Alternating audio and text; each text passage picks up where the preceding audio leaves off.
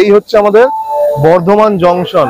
তোমরা যে কোনো জায়গা থেকে ট্রেন ধরো, ট্রেন ধরে এই বর্ধমান জংশনে নামতে হবে। তো এই বর্ধমান জংশনে নেমে তোমরা টোটো ধরতে হবে।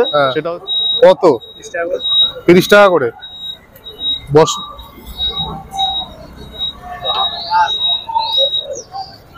আমরা এখন বর্ধমান থেকে টোটো ধরেছি ইসলামাবাদ যাওয়ার দিকে। মানে এখানে বেসিক্যালি আমি বলেছিলাম আগের ভিডিওতে, আমি নিজে ফিজিক্যালি তোমাদের সবার জন্য এক্সপিরিয়েন্স করার জন্য এবার আমি ট্রেনে করে আসলাম।